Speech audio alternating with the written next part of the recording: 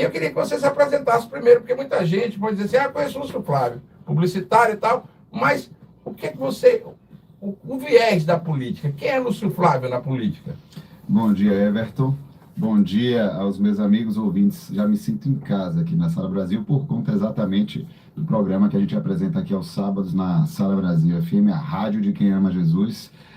Inclusive, é bom citar, você está no programa Líder de Audiência, no horário Líder de Audiência da Sala Brasil. Obrigado. O Ibope mostrou que a Sala Brasil, nessa faixa de horário, ela é líder de audiência, e que bom que você está nos ouvindo aí agora.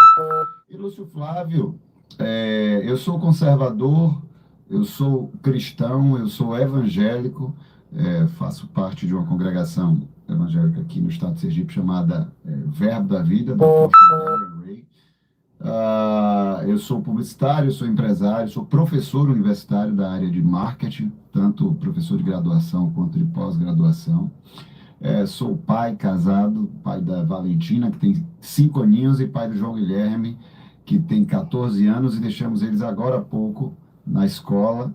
E eu, há muitos anos, Everton, só para deixar registrado, eu não sou passageiro da agonia, não, mas meu nome foi oriundo desse filme. Meu pai, lamentavelmente gostou tanto, né, do filme, porque esse é o nome de um bandido, e eu costumo brincar quando as pessoas lembram disso. Eu digo, olha, eu não sou aquele passageiro da agonia, eu sou passageiro da alegria. Então talvez seja até um slogan de campanha. Que legal, pode Lúcio ser, Flávio, né? Passageiro da alegria. E você trabalha com marketing, então, ainda, né? Vai que, Lúcio Flávio, passageiro da alegria. Então, há muito tempo, eu fui um dos fundadores, cofundadores dos movimentos de rua de Sergipe, à época da insatisfação dos governos Dilma. Então, nós começamos a ir às ruas à época do governo Dilma, questionando, defendendo a alternância. Não queríamos a reeleição dela, não queríamos a eleição nem reeleição dela. Fomos às ruas para os movimentos do impeachment. Então, desde lá, que a gente já começou aqui em Sergipe a plantar a sementinha das mobilizações conservadoras, de direita, anti-PT, anti-petismo. Nós começamos a deflagrar isso, e a partir daí só cresceu essa minha atuação política. Nunca tive pretensão de candidatura alguma. Fundei o movimento Brasil 200, sou um dos cofundadores do movimento Brasil 200 a nível nacional, que tem o Flávio Rocha da Riachuelo, que é meu xará também. O Luciano Heng, da Havan. Inclusive, foi graças a essa minha amizade com o Luciano Heng que uma das primeiras lojas do Nordeste foi aqui para Aracaju. Quando eu conheci o Heng e pedi para que ele considerasse na expansão dele a primeira loja para o Nordeste. A primeira loja aqui não sei se você sabe, Aracaju teve uma loja da Havan antes de Salvador e antes de Maceió. Antes de Maceió também. Então, nós furamos uma fila aí, graças à minha amizade com o Heng. Apresentei o deputado federal Laércio Oliveira também, para que a Fé Comércio ficasse à disposição para facilitar a chegada dele aqui, já que ele era um estranho, né? Não conhecia nada aqui. E aí, depois do Brasil 200, nós fundamos e consolidamos aí um grande movimento cristão nacional chamado Marcha da Família Cristã. Para quem não sabe, está ouvindo agora, a Marcha da Família foi um evento que aconteceu em 64. Eu queria, inclusive, sobre essa Marcha da Família, que foi uma criação de vocês, né? Vocês reeditaram uma marcha que tinha sido feita em 1964. O que é Marcha da Família? Bom, isso está nos livros de história, Everton. E para você que está ouvindo agora, eu quero dizer para você que ele está menosprezado nos livros de história pelo verdadeiro efeito e tamanho que ele teve à época. Obviamente que a maioria dos professores de história, não todos, não generalizando, mas a maioria dos professores de história tem pouco apreço pelo que aconteceu naquela época. E alguns destes professores que não têm muito apreço, não têm apreço por uma questão ideológica. A Marcha da Família foi um levante, foi um manifesto, uma mobilização popular numa época, Everton, que não tinha WhatsApp, que não tinha Instagram, não tinha Facebook, e que o país eclodiu movimentações se opondo às inclinações socialistas do então presidente da República. Então, na época, a gente tinha... Na época era João Goulart. Exatamente, né? O Jango. A gente tinha um presidente, o João Goulart, que estava simpático à União Soviética, a Cuba, e anunciava em seus discursos que faria reformas constitucionais que mudaria a Constituição do Brasil. E aí, brasileiros atentos, por entenderem o que isso significaria, a ida dele à União Soviética, a ida dele a Cuba, a simpatia a Fidel, os brasileiros, ao ouvirem isso não era uma ameaça, era da própria boca que ele dizia: estaremos mudando o Brasil, a inclinação de expropriação de propriedade privada, chegar assim, ó, o que o Estado disser que não pode ser mais seu, não vai ser mais seu, independente se você tenha comprado, pago, quitado. E aí o brasileiro se levantou, naquela época foi às ruas e foi dizer: nós não queremos que o Brasil vire Cuba, nós não queremos aqui ter um Fidel, nós não queremos socialismo aqui, que o nosso país seja livre e que não seja um Estado ateu. Naquela época, essa mobilização foi notadamente marcada por mulheres, não que só tivesse mulheres, mas assim, a organização, a quantidade de pessoas e católicos. Foi uma mobilização nacional com muita gente, tinha evangélico, tinha homem, tinha, mas notadamente tinha muita mulher e tinha muito católico. Essa nossa edição, a gente já foi um pouco mais mista, né? A gente tinha um pouco mais de evangélicos, mas tinha homens e mulheres, crianças, idosos participando, porque nós fizemos um ato histórico. No meio da pandemia, Everton, nós conseguimos devolver as pessoas às ruas, quando elas estavam presas em lockdowns e medidas restritivas, sendo carros aqui em Sergipe, o governador Belivaldo decretou lockdown e mandou prender e guinchar os carros que estavam em mobilizações antes da nossa movimentação, quando foi uma movimentação local. Aí nós dissemos: vai o Brasil todo para as ruas. Nós vamos reeditar a marcha que aconteceu em 64, que naquela época o povo se levantou contra a inclinação socialista. Hoje nós vamos nos levantar contra as inclinações ditatoriais desses decretos. Então foi isso, a Marcha da Família, dessa vez Marcha da Família Cristã pela Liberdade, e aí fizemos a primeira edição. Na primeira edição, Bolsonaro entrou ao vivo em telechamada, num dos trios, e na segunda edição ele chegou a cavalo, lá em Brasília, montado num cavalo, e subiu no nosso trio. Foi lindo de se ver, e já estamos pensando na edição de 2022 já. Fórum Conservador. Muita gente trata de fórum, diz que o Fórum Conservador é um movimento de direita, de ultradireita, que tenta mudar o país de uma forma totalmente diferente. O que é que significa o Fórum Conservador? O Fórum Conservador foi o que nasceu pós a primeira edição da marcha, diante do tamanho da mobilização que a gente conseguiu realizar, Everton. O Brasil inteiro parou na nossa primeira edição da marcha, foi uma coisa incrível, sobrenatural. Foi Deus purinho, saiu em Fantástico, saiu em Domingo Espetacular. E, diga-se de passagem, um movimento que útero foi Sergipe, porque eu sou o fundador, fui eu que criei e espalhamos isso com a nossa rede de contatos conservadoras no Brasil inteiro. Teve presença do presidente da República, do Magno Malta, de ministros, de secretários de Estado. E aí nós pegamos todo esse agrupamento do Brasil todo e formamos um foro de contraponto ao Foro de São Paulo, certo, que é quem está elegendo presidentes comunistas na América Latina, olha o que aconteceu com a Argentina, né? A Argentina empobreceu rapidamente, agora, nossa vizinha, Venezuela, o exemplo da Cuba. Então nós temos interesse em ser o calcanhar de Aquiles, certo, do Foro de São Paulo. O contraponto do Foro de São Paulo é o Foro Conservador. Certo. É complicado, viu? Até porque a esquerda socialista na América do Sul, ela tem plantado sementes muito fortes. Você vê que a Argentina já foi, o Chile, exatamente, também recentemente já elegeu um presidente de esquerda. É complicado, mas vamos lá. Quais são as principais pautas defendidas pela direita conservadora aqui no país? Primeiro, a primeira de todas, e a mais didática e fácil para o ouvinte que está acompanhando essa entrevista, nós não queremos que o Brasil vire Venezuela. Então essa é a mais fácil do ouvinte que está agora acompanhando essa entrevista. Olhe as matérias sobre a Venezuela, olhe as matérias sobre Cuba, e aí perceba que Cuba é um país que o presidente tem que fechar as fronteiras para a sua população não fugir desesperada. Eu lembro, quando era pequenininho, que eu não conseguia entender por que os atletas nas Olimpíadas de Cuba tinham que ser escoltados pela polícia de Cuba, porque senão eles não voltavam para o país quando eles participavam de Olimpíadas. Por que eles tinham que ir e voltar escoltados pela polícia cubana? Porque os atletas morrem de fome no seu país. Por que os médicos cubanos ganhavam uma ínfima parcela do salário quando o Lula e a Dilma fez aquele acordo do Mais Médicos.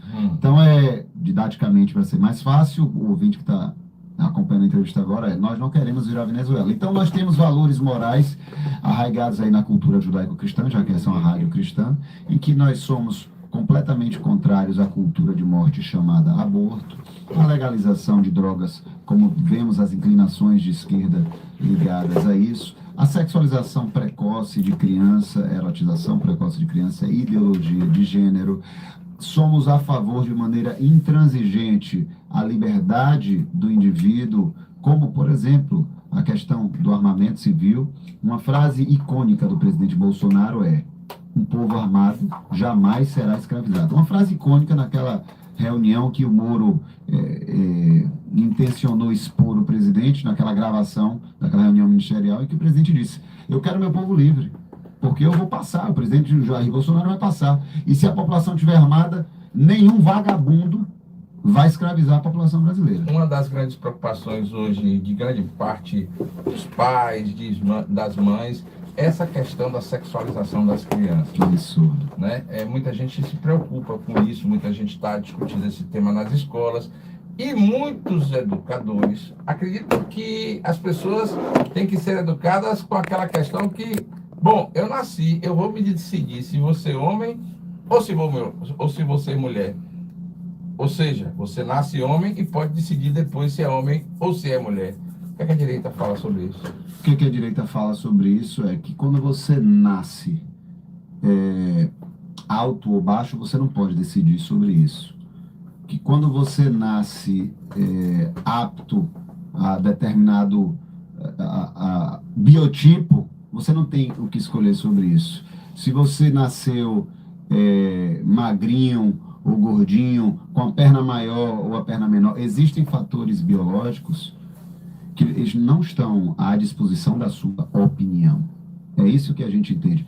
E que não há nenhum problema nisso. Em que se eu sou branco ou eu sou negro, alto ou baixo, gordo ou magro.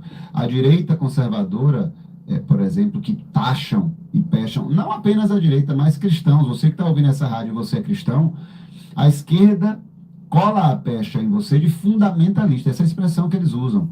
Os cristãos são fundamentalistas. Eles usam rótulos e apelidos como negacionista, terraplanista, fundamentalista, esses istas todos, taxistas, esses istas todos que colocam sobre nós, porque simplesmente nós, a Bíblia diz, Everton, o seguinte: nós devemos odiar o pecado. E isso não é pacífico de opinião. Ninguém está perguntando a opinião de ninguém sobre isso. A Bíblia fala objetivamente: odeie o pecado. Então, esse ódio é lícito. A gente tem que odiar o roubo, o furto, o adultério, qualquer tipo de pecado, a agressão. Isso é para ser odiado. Mas a gente tem que amar o pecador.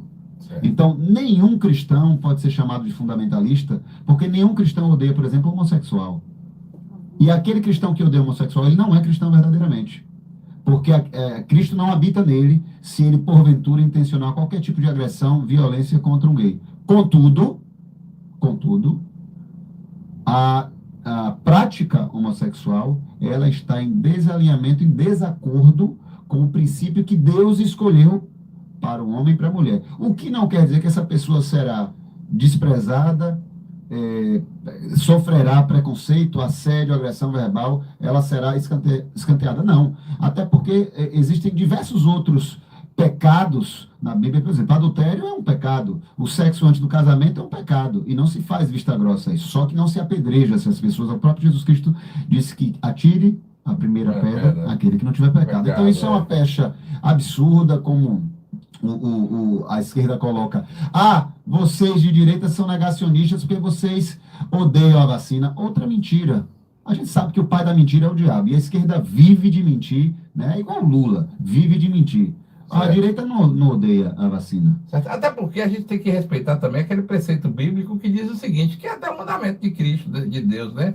Amai-vos uns aos outros como eu vos amei. Exatamente. E é para amar indistintamente, inclusive o inimigo. Lógico, isso. Ame o seu inimigo. Agora, deixa eu lhe falar uma coisa. Quando você vê uma ala ideológica dizer, vocês são negacionistas, antivacina. Veja, minha esposa se vacinou e eu não. Nós de direita defendemos intransigentemente o cidadão que quer tomar vacina. A gente defende a liberdade e o direito de todo cidadão, porque é obrigação do poder público liberar a vacina, mas também defendemos o cidadão que não quer tomar vacina. Nós defendemos a sua liberdade. É essa a defesa. Só que a esquerda faz-se de surda, faz-se de burra. Aliás, ela é burra porque, para não entender claramente que a defesa da liberdade é diferente de você ser contra a vacina, ou é má vontade ou é burrice. Então, nós não somos contra a vacina, nós somos a favor da liberdade de escolha, de quem quer tomar e de quem não quer tomar. E somos contra todas essas barreiras e perseguições que têm sido feitas. Por exemplo, uma pessoa que não tomou vacina não pode ir no fórum. Como é que faz, um né? atestado de óbito, uma separação, divórcio, uma causa na justiça, uma questão de partilha de bens. Entendi, E aí? entendi. Agora eu queria passar um pouquinho da entrevista para o lado da política. Vamos lá, vamos Até lá. porque o lado da política, ele geralmente Vamos lá. contagia mais as pessoas, tá, e tudo mais. Como é a sua relação com o deputado estadual Rodrigo Valadares? Vocês estão formando parceria? Olha, Everton, Eu já perguntei, né?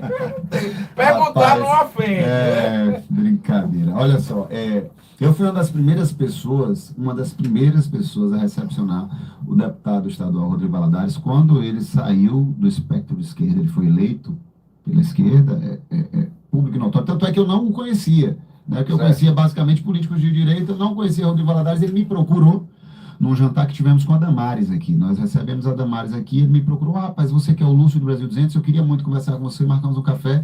E aí foi quando eu o conheci, mas aí a direita deu uma surtada, porque eu era líder da direita aqui, líder do Movimento Brasil 200, dos maiores movimentos aqui do Brasil, e os caras me viram sentando com o Rodrigo Valadares, que foi eleito pela turma do PT, Rogério Carvalho, MST. A direita surtou, me apedrejou e me excomungou, me botaram na cruz. Eu falei: gente, eu não conheci o Rodrigo, tive uma conversa, ele é um político de mandato, tem que respeitar o deputado. E aí a direita deu uma surtada, foi uma confusão. A chegada de Rodrigo Valadares na direita foi uma confusão, racharam-se todos os grupos, um brigando com o outro, saiu tapa para tudo que é lado. E aí nós começamos a conversar, ele assumiu o PSL aqui, fruto também de muita confusão, e nós tínhamos uma relação muito respeitosa. Até que no período eleitoral os ânimos se afloraram, porque eu anunciei a minha candidatura antes mesmo dele anunciar, porque eu não sabia que ele seria candidato. E apesar de ter anunciado a minha candidatura, foi uma guerra interna no meu partido, porque o presidente do meu partido, Cláudio Silveira, era aliado do Edivaldo Nogueira. Então ele não queria que eu saísse candidato, porque ele queria apoiar o Edivaldo, e eu queria sair candidato, eu tive que ir para Nacional sustentar a minha candidatura. E aí logo em seguida sai o Rodrigo Valadares como candidato também pela direita. Aí foi uma confusão, porque eu já tinha colocado meu nome em jogo, já tinha sustentado isso junto à Nacional. Ele era um nome proeminente, porque era deputado estadual, tinha assumido o PSL e estava defendendo o governo Bolsonaro. Então houve aquele ânimo eleitoral que, quando foi passado as eleições, recentemente eu ia trazer aqui para Sergipe um vereador chamado Nicolas Ferreira. É uma proeminência, um dos mais jovens vereadores do país, filho de pastor lá de Minas Gerais, que o moleque está voando, é um dos nomes mais cotados para a palestra, tem uma simpatia do presidente da República. Íamos trazer, aí daqui a pouco o Rodrigo me liga: olha, acabei de fechar com o Nicolas, estou sabendo que você vai trazer, apesar de nossas questões eleitorais, gostaria de conversar com você para a gente trazer junto. E aí foi quando começamos a conversar, ele falou: Lúcio, e eu concordo com ele, só temos nós, ferrenhos defensores do presidente da República, com proeminência aqui no Estado.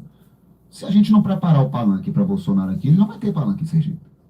Então citamos, inclusive, o nome do deputado federal Lécio Oliveira, e aí resolvemos focar no que é mais importante, que é, para nós, a reeleição do presidente. Não há nada mais importante em 2022, absolutamente nada, do que a garantia da reeleição do presidente da República, para evitarmos que aquela corja que esteve no país, saqueando o nosso país. Eu vi uma foto de Belivaldo.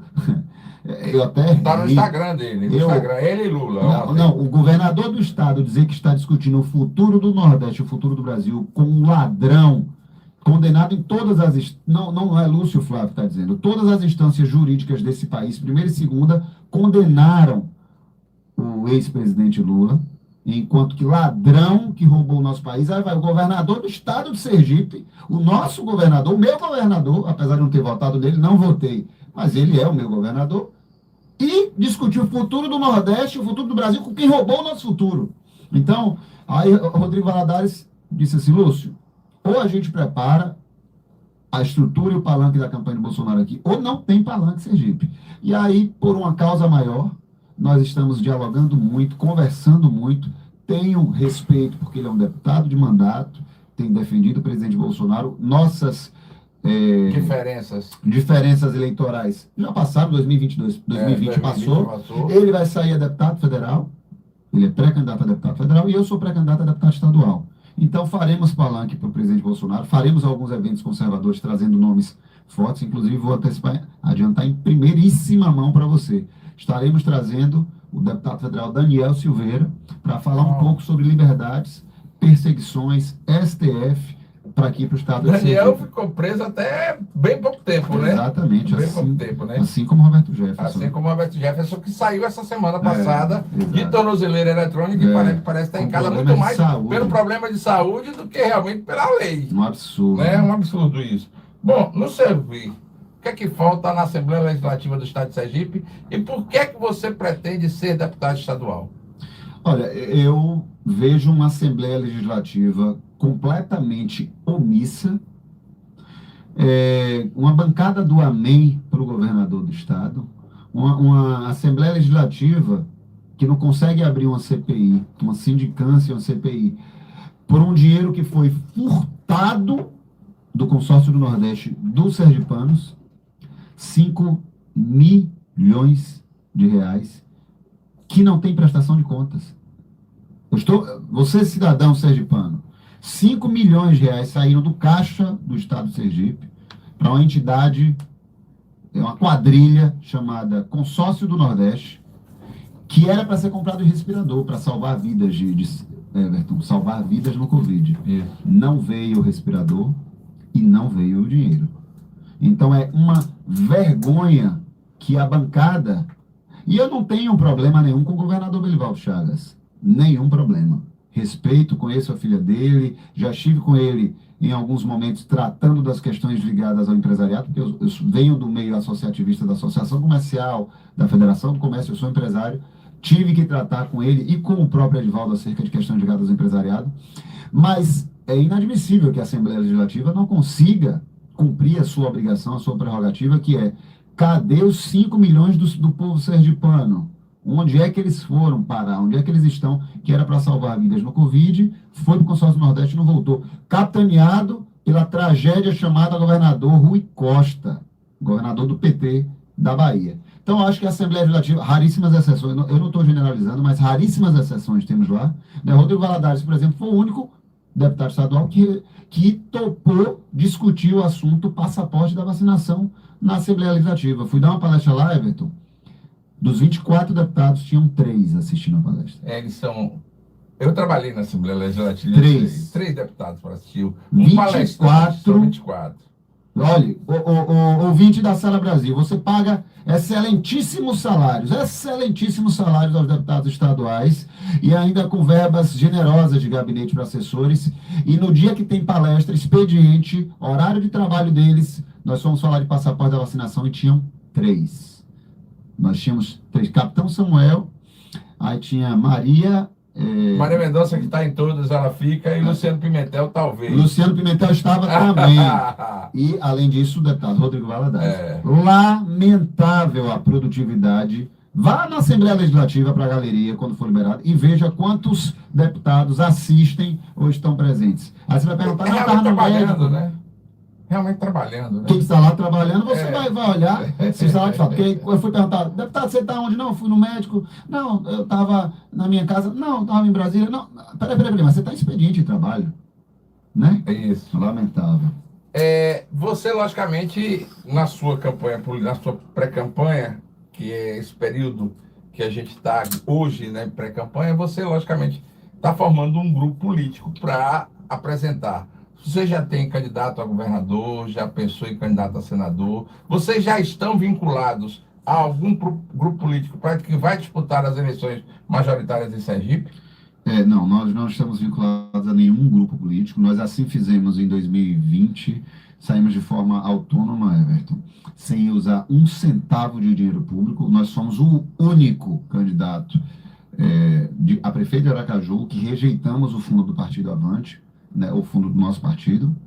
Não fiz coligação, não peguei padrinho político, não usei fundo eleitoral. Minha campanha, ela custou módicos, míseros e humildes R$20 mil, a campanha prefeito de Aracaju, e eu fui o último a chegar contra o meu partido, até o presidente do meu partido estava, assim, atrapalhando o trabalho junto aos vereadores, e eu, dos 11 candidatos, cheguei por último contra o meu partido e fiquei em quinto. Você fez um barulho danado, Fiz né? quase 13 mil Foi votos. 20 mil, 20 mil mesmo, foi? Não, 13 mil votos. Não, 20 mil reais que você gastou 20 na sua mil campanha, reais foi. de cotinha de amigos, apoiadores. Porque a nossa intenção era ter votos naturais, orgânicos, votos ideológicos. E a gente saiu por último, fui o 11º a entrar na disputa, porque o meu presidente não homologava a minha candidatura, não queria que eu saísse a vereador. Ficamos em quinto quando as pesquisas diziam que eu ia ter 0,2%, 0,8%, 0,6%, era a maioria dava 0,6%, a gente teve quase 5%. Então nós somos uma grande revelação, vários partidos estão me procurando, mas eu não tenho um grupo político agora. Eu tenho um nome que eu desejaria que fosse o governador do estado de Sergipe, chama-se Laércio Oliveira, deputado federal Laércio Oliveira. Certo. Esse é o desejo que o espectro político de direita, o espectro político conservador tem, que é o único deputado federal que apoia o presidente Bolsonaro, declara isso. Rapidinho, uma pergunta rápida, dinâmica, objetiva. Se Laércio Oliveira foi indicado candidato ao governo do estado de Sergipe pelo grupo político comandado pelo governador Lúcio Flávio, está lá? Eu estou apoiando, não o grupo político dele, vai pro absolutamente. palanque ou não vai? Pro palanque de Laércio Oliveira eu estou dentro. Tá dentro. Ele é o nome que Mesmo eu ao lado de defendo. Belivaldo, não é problema algum. Não estaria ao lado de Belivaldo, porque o Belivaldo tá Mas ele pendurando a vai estar chuteira. lá, ele vai estar lá. Como Não é que tem vai fazer? problema. Se Belivaldo votar em Laércio, ótimo. Vou parabenizar, vai estar votando bem. Certo. Tá fazendo o que tem juízo para ser feito. Inteligente ele, viu? Se ele for votar, quem quiser votar em Laércio Oliveira, vai contar com o meu cumprimento. Parabéns, está fazendo excelente voto, porque é o gestor que eu acho que está mais preparado para isso. Ele é o meu candidato para governo ou até Senado. Que o próprio Laércio já disse que aceitaria, se não for o nome a governo, ser indicado para majoritária de Senado. E eu já fechei, por exemplo, um apoiamento para deputado federal com o pré-candidato Pastor Antônio dos Santos. Certo. Para mim, É o seu deputado federal. um deputado federal que eu gostaria que estivesse ao lado de Bolsonaro lá na Câmara Federal. Mas o Rodrigo Valadares também é pré-candidato a deputado federal e é um excelente nome para estar do lado de Bolsonaro também. Eu sairei pré-candidato a deputado estadual. Então, estou defendendo o nome aqui publicamente do Laércio Oliveira. É cristão, para você que é dessa rádio, que é evangélica também.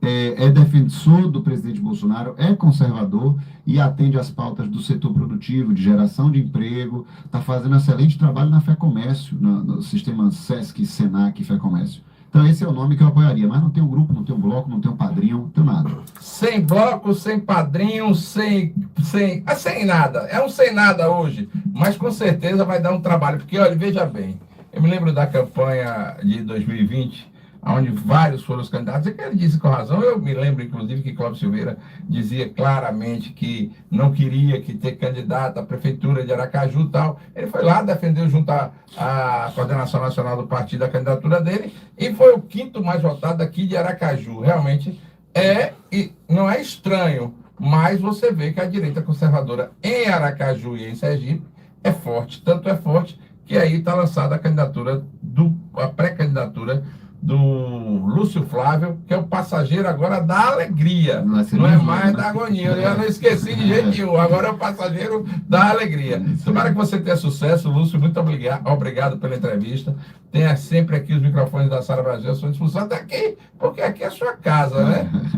É verdade, Everton. Eu quero agradecer muito pelo convite, fiquei muito feliz, viu, que eu tenho acompanhado o lançamento do seu projeto por aqui. É um horário sensacional aqui para a emissora da rádio. Eu sou da casa e eu queria muito há muito tempo. Acompanhei a entrevista do Coronel Rocha também. Você teve um bate-papo com ele. Tive. E que é um amigo, estava com ele ontem. E eu desejo muito sucesso aqui no nosso projeto e agradeço aos ouvintes que nos acompanharam aí ao longo dessa entrevista. Estou à disposição de todos, quero deixar as minhas redes sociais, né? Lógico, A gente fala muito do governo federal, muito da defesa da nossa fé, defesa da família. Eu sou coordenador nacional da Marcha da Família, então das nossas maiores bandeiras é a família, então @Lúcio FM Rocha. E Lúcio FM Rocha, as pessoas pensam que FM é de rádio, né? Lúcio Flávio Miranda da Rocha. E as iniciais FM é de Flávio Miranda. Então, @Lúcio FM Rocha é o meu Instagram. Me segue aí e a gente vai estar lhe dando notícias da Marcha da Família, do governo Bolsonaro, dos valores conservadores e do evento que a gente vai trazer aqui em breve. Muito obrigado pela oportunidade, meu amigo. Gostei demais de lhe entrevistar. E agora você tem a certeza que não é mais o da agonia, agora é da alegria. Por favor.